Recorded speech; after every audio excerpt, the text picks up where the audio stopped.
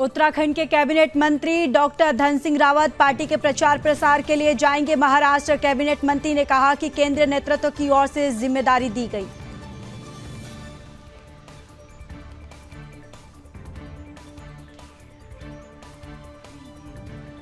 उत्तराखंड के कैबिनेट मंत्री सौरभ बहुगुणा ने कांग्रेस पर लगाया आरोप, भ्रम फैलाकर चुनाव जीतना चाहती है कांग्रेस। बीजेपी ने सोच समझकर आशा नौटियाल को टिकट दिया। कांग्रेस प्रत्याशी मनोज रावत ने विधायक होने पर निधि तक खर्च नहीं की।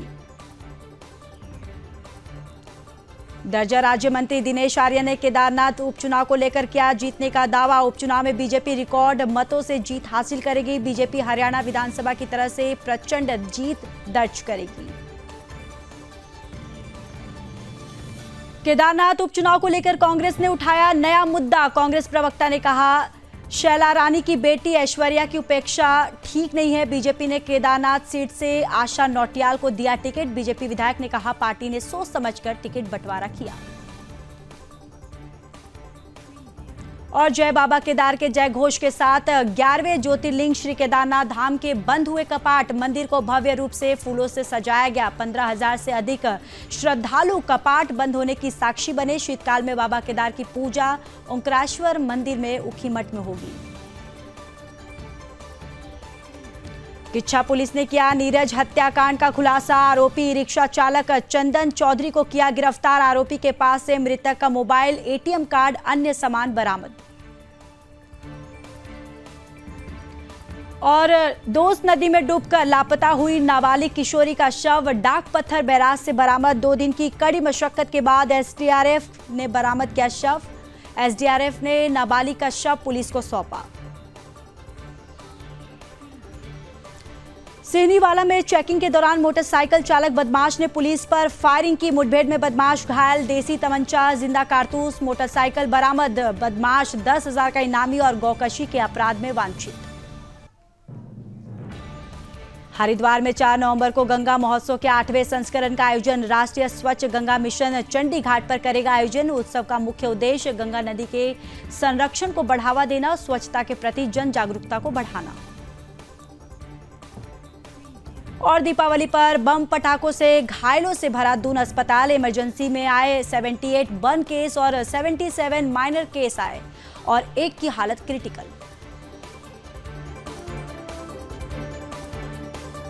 नमस्कार, आप देख रहे सुदर्शन न्यूज। मैं हूं आपके साथ ज्योति यादव। चलिए बुलेटिन की शुरुआत करते हैं उत्तराखंड की खबरों के साथ। केदारनाथ धाम 11वें ज्योतिर्लिंग बाबा केदार के कपाट जो है वो बंद हो गए हैं।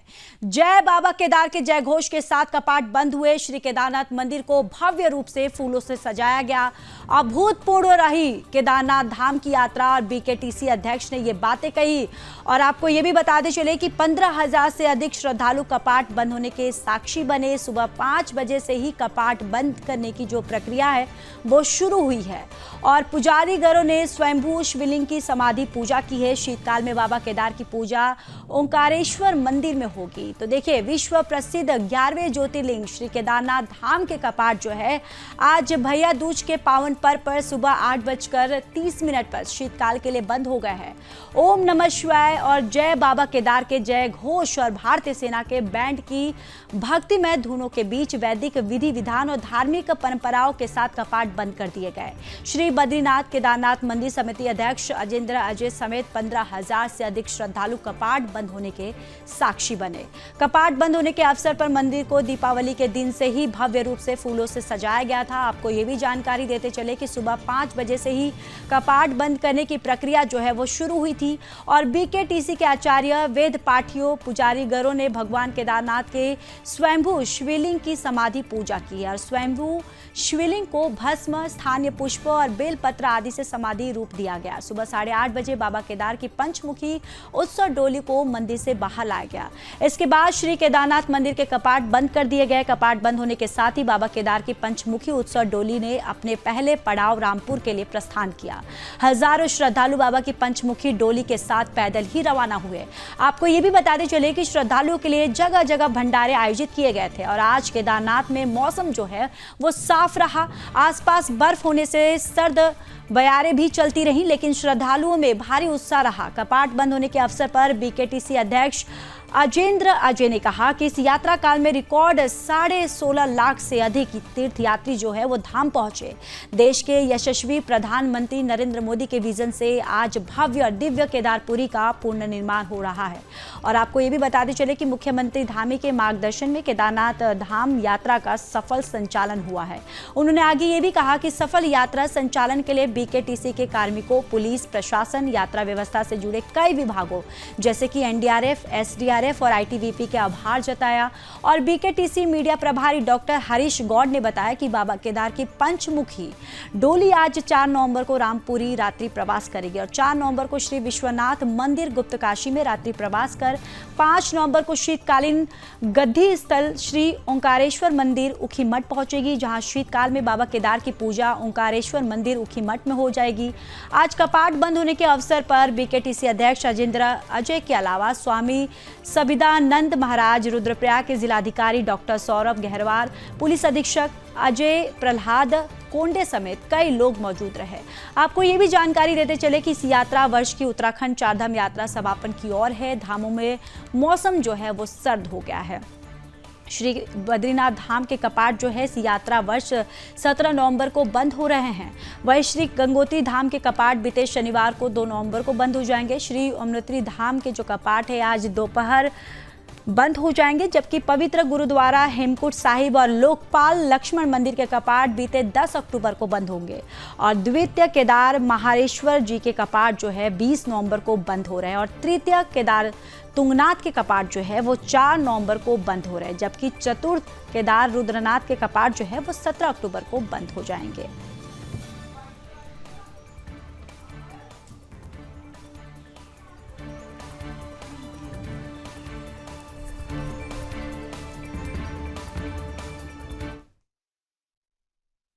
हिमालय की दिव्य उपत्यकाओं में उपस्थित भगवान श्री केदारनाथ जी का दिव्य मंदिर 12 ज्योतिर्लिंगों में से केदारेश्वर ज्योतिर्लिंग आज भैया दूज के दिन भगवान श्री केदारनाथ जी के श्री कपाट बंद कर दिए गए और प्रातः काल में भगवान का जो है महाभिषेक कर, भगवान का श्रृंगार कर, महाभोग लगा करके भगवान को समाधि पूजन करके समाधि में भगवान शिव इस जगत के कल्याण के लिए, इस जगत के शिव भक्तों के कल्याण के लिए भगवान शिव इस हिमालय की दिव्य श्रृंखला में तब में विराजमान। आज से इस दिव्य स्थान पर देव पूजा प्रारंभ हो गई। हिमालय की दिव्य परंपरा है, 6 माह तक नर पूजा है, 6 माह तक यहाँ पर मानव उनके द्वारा भगवान का दर्शन, अर्चन, पूजन, उनकी उपासना, उनके लिए जप तप किया जाता है।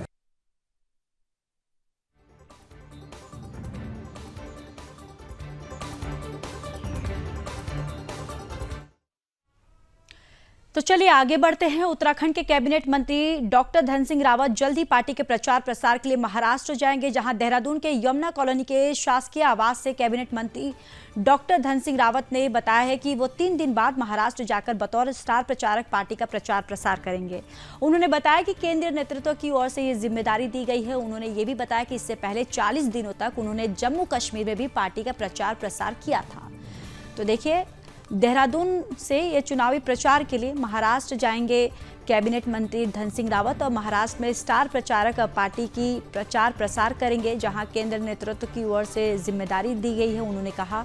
और 40 दिनों तक जम्मू कश्मीर में पार्टी का प्रचार प्रसार भी उन्होंने किया था। तो देखिए, स्टार प्रचारकों की सूची जो है वो जारी कर दी गई है, जिसमें डॉक्टर धन सिंह रावत जो है उनका भी नाम शामिल है। अब वो महाराष्ट्र विधानसभा चुनाव को लेकर वहां पर वो जाएंगे और स्टार प्रचारक के रूप में पार्टी के लिए वहां पर प्रचार प्रसार करेंगे। और उन्होंने ये बातें कही हैं कि वो केंद्र नेतृत्व की ओर से उनको जिम्मेदारी दी गई है और इस जिम्मेदारी को वो अच्छी तरीके से निभाएंगे। और इससे पहले जब जम्मू कश्मीर के चुनाव हुए थे, जब विधानसभा चुनाव, 40 दिनों तक वहां पर भी उन्होंने पार्टी के लिए प्रचार प्रसार किया था।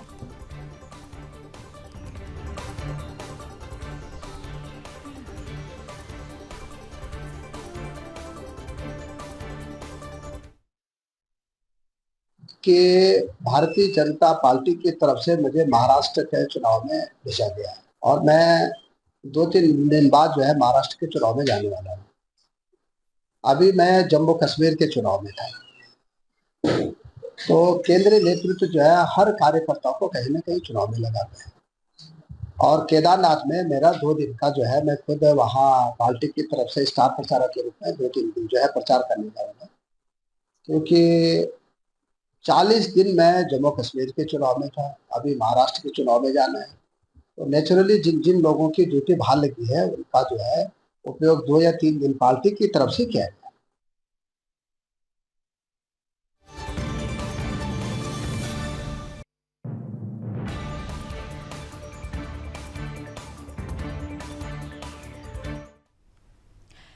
तो चलिए आगे बढ़ते हैं। केदारनाथ उपचुनाव में अपनी जीत दर्ज करने को लेकर कांग्रेस क्षेत्र के हर मुद्दे को पुरजोर तरीके से उठा रही है और इसी क्रम में कांग्रेस ने एक नए मुद्दे को उठाना शुरू कर दिया है। आपको ये बताते चले कि केदारनाथ सीट से टिकट बंटवारे पर बीजेपी ने दिवंगत विधायक शैला रानी रावत की बेटी ऐश्वर्या को टिकट ना देकर बीजेपी प्रदेश महिला मोर्चा अध्यक्ष आशा नौटियाल को दिया है, जिसको अब कांग्रेस जो है वो मुद्दा बना रही है। कांग्रेस के प्रदेश प्रवक्ता शिषपाल सिंह बिष्ट का कहना है कि शैला रानी रावत की बेटी ऐश्वर्या रावत को टिकट ना देकर उनका अपमान किया गया है और क्योंकि शैला रानी रावत ने पूर्व में बतौर कांग्रेस विधायक के तौर पर केदार घाटी में विकास कार्य किए हैं, इसलिए उनकी बेटी की उपेक्षा ठीक नहीं है। और बीजेपी से धर्मपुर विधायक विनोद चमोली ने इसे सिरे से नकार दिया है और कहा है कि पार्टी ने सोच समझकर टिकट का बंटवारा किया है और आशा नौटियाल एक जुझारू महिला हैं और पार्टी की जीत को अवश्य वो सुनिश्चित करेंगी।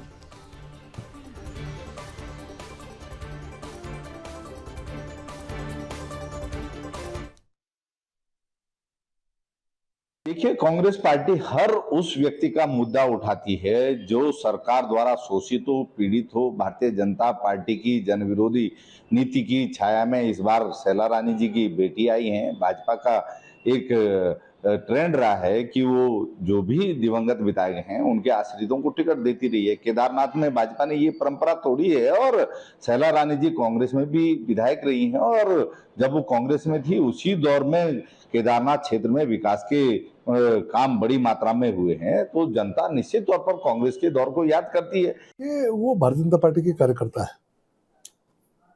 शैला रानी रावत जी समय से पहले हमारे बीच से चली गई, इसका कष्ट हम सबको है। उनके परिवार के साथ हमारी सब संवेदना भी है, हमारा अपना परिवार है क्योंकि भारतीय जनता पार्टी की हमारी विधायक थी वो। और जहाँ तक ऐश्वर्या राय जी का सवाल है तो निश्चित तौर पर भविष्य में उनके परिवार की जो पॉलिटिकल लेगेसी है वो ऐश्वर्या हाथ में लेने वाली है, तो पार्टी उनके बारे में निश्चित तौर पर समय पर विचार करेगी। और आज वो पूरी तरह उन्होंने एक बहुत अच्छा जो मुझे उनका कदम रहा कि वो बाकायदा इस समय प्रत्याशी के साथ खड़ी है और भारतीय जनता पार्टी के लिए काम कर रही है। उत्तराखंड के कैबिनेट मंत्री सौरभ बहुगुणा ने कांग्रेस पर भ्रम फैलाकर चुनाव प्रचार करने का आरोप लगाया। उन्होंने कहा कि कांग्रेस जनता के बीच भ्रम फैलाकर चुनाव जीतना चाहती है। सौरभ बहुगुणा ने कहा कि केदारनाथ विधानसभा उपचुनाव के लिए पार्टी ने काफी सोच समझकर पूर्व विधायक आशा नौटियाल को टिकट दिया है। आशा नौटियाल जन जन की नेता है। केंद्र और राज्य सरकार के विकास कार्य और सत्ताधारी पार्टी के साथ रहकर क्षेत्र के विकास के बारे में जनता सोचती हैं और जानती हैं। जनता को पता है कि सत्ताधारी पार्टी के पक्ष में रहकर क्षेत्र का अधिक विकास हो सकता है। उन्होंने कांग्रेस के प्रत्याशी पूर्व विधायक मनोज रावत पर आरोप लगाया कि उन्होंने पूर्व में विधायक रहते हुए विधायक निधि तक नहीं खर्च की है।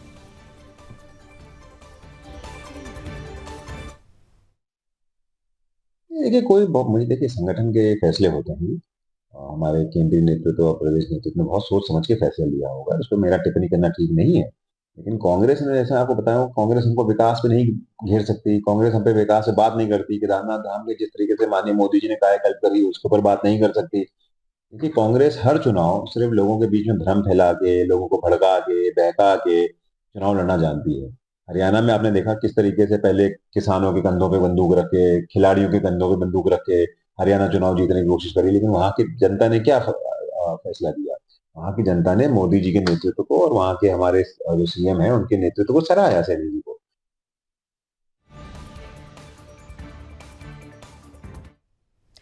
तो चलिए अब खबरों में बात कर लेते हैं हल्द्वानी की। हल्द्वानी क्षेत्र के वरिष्ठ बीजेपी नेता और दर्जा राज्य मंत्री दिनेश आर्य ने केदारनाथ विधानसभा उपचुनाव एक बार फिर से जीतने का दावा किया। उन्होंने कहा कि केदारनाथ विधानसभा उपचुनाव में भी बीजेपी हरियाणा विधानसभा की तरह प्रचंड जीत जो है वो दर्ज करेगी। उन्होंने कहा कि प्रधानमंत्री नरेंद्र मोदी और सूबे के मुख्यमंत्री पुष्कर सिंह धामी के कुशल नेतृत्व में केदारनाथ के पूर्ण निर्माण में लगातार तेजी आई है। पूरे देश में केदारनाथ धार्मिक पर्यटन के रूप में एक अलग पहचान बना चुका है। है। केदारनाथ की जनता प्रधानमंत्री नरेंद्र मोदी और मुख्यमंत्री पुष्कर सिंह धामी की लोक कल्याणकारी नीतियों और विकास कार्यों और जनता के विश्वास पर मुहर लगाएगी। उन्होंने कहा कि बीजेपी केदारनाथ विधानसभा उपचुनाव में पूरी तैयारियों के साथ जुटी हुई है। हर कार्यकर्ता केदारनाथ चुनाव में लगा हुआ है। उन्होंने कहा कि जल्द ही वो भी केदारनाथ का दौरा कर चुनाव का प्रचार करेंगे। उन्होंने कहा कि बीजेपी संगठन ने महिला सशक्तिकरण को बढ़ावा देते हुए बीजेपी की पूर्व विधायक और महिला मोर्चा की प्रदेश अध्यक्ष आशा नौटियाल को प्रत्याशी बनाया है, जो प्रदेश की हर महिला के लिए गौरव की बात है। उन्होंने कहा कि आशा नौटियाल केदारनाथ की हर परिस्थितियों से वाकिफ है, यानी कि वो हर परिस्थितियों को जानती हैं, जिसका फायदा उन्हें चुनाव में मिलेगा। उन्होंने दावा किया इस उपचुनाव में बीजेपी रिकॉर्ड मतों से जीत हासिल करेगी।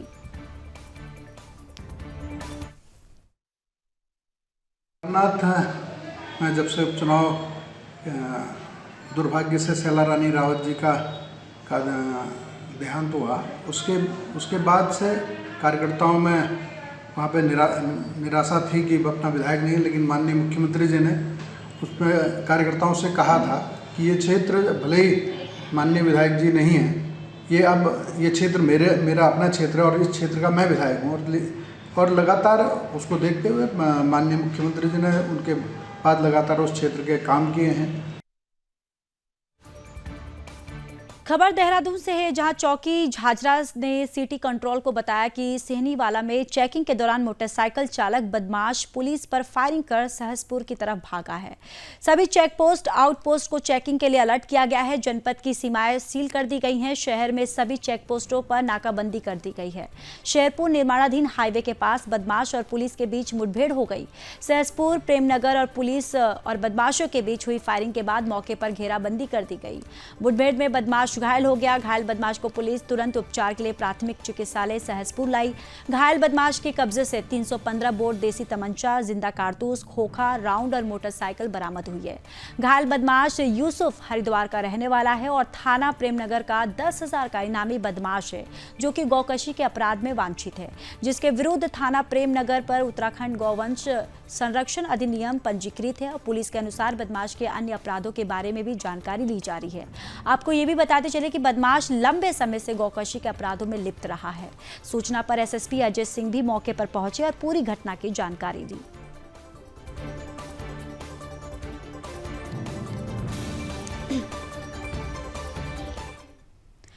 तो चलिए आगे बढ़ते हैं। बात कर लेते हैं उधम सिंह नगर की, जहां उधम सिंह नगर जिले की किच्छा कोतवाली पुलिस ने सिडकुल की बजाज कंपनी के कर्मचारी नीरज पंत की हत्या के मामले का खुलासा करते हुए आरोपी चंदन चौधरी को गिरफ्तार कर लिया। पुलिस ने आरोपी के कब्जे से मृतक का लूटा हुआ मोबाइल फोन, एटीएम कार्ड सहित अन्य सामान भी बरामद कर लिया है। हल्द्वानी निवासी नीरज पंत पंतनगर सिडकुल स्थित बजाज मोटर्स में काम करता था। बीते 28 अक्टूबर को नीरज हल्द्वानी से कंपनी जाने के लिए रवाना हुआ था, लेकिन वो कंपनी नहीं पहुंचा। दीपावली के दिन गुरुवार को उसकी लाश किच्छा कोतवाली क्षेत्र के नारायणपुर के पास मिली थी। मृतक के शरीर पर चोट के निशान थे। नीरज की हत्या के आरोपियों को गिरफ्तार करने के लिए पुलिस ने सीसीटीवी का सहारा लिया और हत्या आरोपी खेड़ा वार्ड 19 रुद्रपुर निवासी ई रिक्शा चालक चंदन चौधरी को गिरफ्तार कर लिया है। जिले के एसएसपी मणिकांत मिश्रा ने हत्या का खुलासा करते हुए बताया कि आरोपी चंदन ऑटो चालक ने ही नीरज के सिर पर डंडा मारकर हत्या लूट की घटना को अंजाम दिया था। पुलिस ने आरोपी के खिलाफ हत्या सहित अन्य धाराओं में मुकदमा पंजीकृत कर आरोपी को न्यायालय में पेश करने की कार्रवाई शुरू कर दी है। लगभग 11 बजे किच्छा थाने में सूचना प्राप्त हुई कि किच्छा थाना क्षेत्र में एक डेड बॉडी सड़क के किनारे गड्ढे में पड़ी हुई है। मौके पर पुलिस पहुंची और उस डेड बॉडी को गड्ढे से बाहर निकाला। उसके फोटोग्राफ्स के मिलान के द्वारा और थानों में प्राप्त सूचना के द्वारा ये पता चला कि ये लड़का नीरज पंत हल्द्वानी का रहने वाला है और सिडकुल के बजाज फैक्ट्री में काम करता है और ये 28 तारीख से ये लड़का अपने घर नहीं पहुंचा। तो वहीं कालसी थाना क्षेत्र के अंतर्गत टॉन्स नदी में डूबकर लापता हुई 14 वर्षीय नाबालिग किशोरी का शव जो है एसडीआरएफ की टीम ने कड़ी मशक्कत के बाद डाक पत्थर बैराज से बरामद किया है। रेस्क्यू टीम ने कई घंटे घटनास्थल से लेकर डाक पत्थर बैराज तक मोटर बोट और गोताखोरों की मदद से लापता हुई लड़की की तलाश में सर्च ऑपरेशन चलाया। आपको ये भी बताते चले कि घटना कल उस समय घटित हुई जब नाबालिग किशोरी अपने 6 साथियों के साथ शस्त्रधारा मंदिर दर्शन करने के लिए जा रही थी, जिसमें 14 वर्षीय नेहा शाही टॉन्स नदी पार करते समय पैर फिसलने से नदी के पानी में डूबकर लापता हो गई थी, जिसकी तलाश में स्थानीय पुलिस और एसडीआरएफ की टीम ने लगातार प्रयास किए। 2 दिन की कड़ी मशक्कत के बाद एसडीआरएफ ने नाबालिग का शव बरामद कर पुलिस को सौंप दिया है। पुलिस सभी पहलुओं की बारीकी से जांच कर रही है।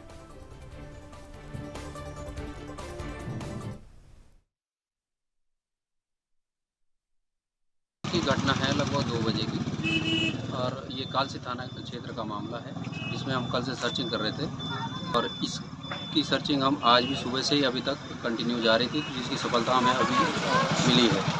और इसकी पहचान लड़की की नेहा के नाम से हुई है और अभी हम इनको जिला पुलिस के सुपुर्द कर रहे हैं।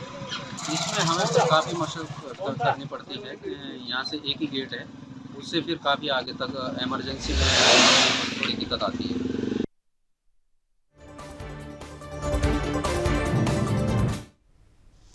केदारनाथ विधानसभा उपचुनाव को लेकर बीजेपी और कांग्रेस दोनों पार्टियां आमने सामने हैं। कांग्रेस के पूर्व प्रदेश अध्यक्ष गणेश गोदियाल ने ऑल वेदर रोड परियोजनाओं को लेकर कहा कि कांग्रेस की पूर्ववर्ती हरीश रावत सरकार के कार्यकाल के दौरान इस परियोजनाओं की शुरुआत की गई थी। वर्तमान धामी सरकार इसे आगे बढ़ा रही है। आगे कहा कि केदारनाथ विधानसभा उपचुनाव में कांग्रेस के पहले विकास कार्यों को देखते हुए जनता कांग्रेस प्रत्याशी को जीत दिलाकर विधानसभा में भेजेगी। इस मामले में बीजेपी के प्रदेश उपाध्यक्ष राजपुर रोड विधानसभा के विधायक खजान दास ने कहा कि कांग्रेस केवल आरोप लगाना जानती है। ऑल वेदर रोड परियोजनाओं के लिए उन्होंने प्रधानमंत्री नरेंद्र मोदी और केंद्रीय मंत्री नितिन गडकरी का आभार जताया। उन्होंने कहा कि केदारनाथ विधानसभा की जनता प्रदेश और केंद्र सरकार के विकास कार्यों को देखते हुए भारतीय जनता पार्टी के प्रत्याशी को जीत दिलाएगी। उन्होंने आगे कहा कि पार्टी में बूथ लेवल से लेकर वरिष्ठ नेताओं की सभी तैयारियां जो है वो पूरी तरह से तैयार हो चुकी है। बीजेपी के स्टार प्रचारकों की लिस्ट जो है वो जारी हो गई है और सभी नेता केदारनाथ विधानसभा क्षेत्र में पहुंचकर चुनाव प्रचार में जुट गए हैं। देखिए, भारतीय जनता पार्टी की तैयारी पहले से ही है। हम लोगों ने बूथ लेवल से लेकर के मंडल स्तर और शक्ति केंद्रों पे जिस तरह से पहले ही बैठक कर चुके हैं और अब हमारी जो स्टार प्रचारक की सूची जो जारी हुई है उसके निमित्त 10 तारीख से सभी लोग जाएंगे, अपने अपने दायित्वों को निर्वहन करेंगे और अलग अलग मंडलों में अलग अलग सभाएं करेंगे और मुझे लगता है कि इस चुनाव को भारतीय जनता पार्टी भारी बहुमत के साथ जीतेगी। जिस तरह से केदारनाथ में जो काम हुआ है, मुख्यमंत्री ने जिस प्रकार से वहां पर घोषणाओं के तहत ही घोषणा ही नहीं की बल्कि जमीन में काम को उतारा है। शासनादेश जो जारी हुए हैं, काम शुरू हुए हैं और माननीय मोदी जी का ड्रीम प्रोजेक्ट केदारनाथ का रहा है। केदारनाथ देवभूमि है और केदारनाथ की धरती से जिस तरह से उन्होंने कहा कि ये दशक उत्तराखंड का होगा और केदारनाथ के लिए जितना पैसा सेंट्रल गवर्नमेंट ने दिया है उसके लिए आभार भी व्यक्त करते हैं और इसके निमित्त केदारनाथ के वासी भारतीय जनता पार्टी के पक्ष में वोट करेंगे। राष्ट्रीय स्वच्छ गंगा मिशन गंगा उत्सव का आयोजन 4 नवंबर को हरिद्वार के चंडी घाट पर करने जा रहा है। आपको ये भी बताते चले कि एनएमसीजी हर साल इस कार्यक्रम का आयोजन गंगा नदी के राष्ट्रीय नदी घोषित किए जाने की वर्षगांठ के उपलक्ष्य में करता है। आखिर कैसे रहेगा गंगा महोत्सव का स्वरूप, इसी पर देखिए हमारी। आगामी 4 नवंबर को हरिद्वार में मां गंगा के तट पे चंडी घाट पर बृहद स्तर पे गंगा महोत्सव का आयोजन किया जा रहा है। ये आयोजन भारत सरकार की जल शक्ति मंत्रालय नमामि गंगे राष्ट्रीय स्वच्छ गंगा मिशन की ओर से किया जा रहा है और इसका मकसद होता है कि सभी देशवासियों में, जो देश के नागरिक हैं, उनमें मां गंगा जी की स्वच्छता के प्रति जन जागरण, जन जागरूकता का माहौल बनाना ताकि मां गंगा जी स्वच्छ, निर्मल और अविरल बहती रहे। ये जल शक्ति मंत्रालय का 8वां गंगा महोत्सव है जो इस समय उत्तराखंड के हरिद्वार में मां गंगा जी के तट पे मनाया जा रहा है। इसमें भारत सरकार के जो जल शक्ति मंत्रालय के माननीय मंत्रीगण होंगे, अधिकारीगण होंगे और उत्तराखंड के माननीय मुख्यमंत्री जी, सभी सांसद इसमें हिस्सा लेंगे। यह ऐतिहासिक अभियान गंगा बेसिन के 5 प्रमुख राज्यों के कई जिलों में आयोजित की जाने वाली कई गतिविधियों के साथ संयोग करेगा। नदी उत्सव के रूप में एक मॉडल प्रस्तुत किया जाएगा। इसके अंतर्गत रिवर सिटी अलायंस के तत्वावधान में कई शहर भाग लेंगे। उत्सव के दौरान गंगा संवाद का आयोजन किया जाएगा, जिसमें मुख्य हस्तियों, धार्मिक आध्यात्मिक गुरुओं के बीच विचार विमर्श होगा। साथ ही एक तकनीकी सत्र भी आयोजित किया जाएगा जिसमें विशेषज्ञ जल प्रबंधन और नदी कायाकल्प से जुड़े महत्वपूर्ण मुद्दों, फिल्म प्रदर्शन, जादू शो, कठपुतली शो और चित्रकला प्रतियोगिताएं, नुक्कड़ नाटक आयोजित किए जाएंगे। इसके अलावा एक विशेष सत्र में नदियों की सांस्कृतिक यात्रा और उनसे जुड़ी कहानियों पर ध्यान केंद्रित किया जाएगा। और बृहद स्तर पे अलग अलग चरणबद्ध तरीके से अलग अलग आयोजन किए जाएंगे, जिसमें सांस्कृतिक कार्यक्रम होंगे, कुछ गंगा जी के ऊपर कुछ लिटरेचर का प्रोग्राम होगा, कुछ भाषण प्रतियोगिता होगी, कुछ दूसरे और प्रोग्राम होंगे। और हम सब लोगों का एक प्रयास है कि माँ गंगा जी जिस तरह से स्वर्ग से जब पृथ्वी पे इस धरा पे अवतरित हुई थी, तो जिन दिव्य गुणों के साथ, जिस अविरलता के साथ और जिस दिव्यता और भव्यता के साथ वो उत्तराखंड के माँ गंगा जी के गंगोत्री से, गोमुख से अवतरित होकर हरिद्वार तक बहती है, उसी तरह से पूरे संपूर्ण देश में अपनी जो 2525 किलोमीटर की यात्रा है उसको पूर्ण करे। और हम सभी देशवासियों से अपील करते हैं कि माँ गंगा जी की स्वच्छता। मुझे टैग करना। तो फिलहाल इस बुलेटिन में इतना ही। बाकी देश और दुनिया की तमाम बड़ी खबरों के लिए देखते रहिए सुदर्शन न्यूज। जय हिंद।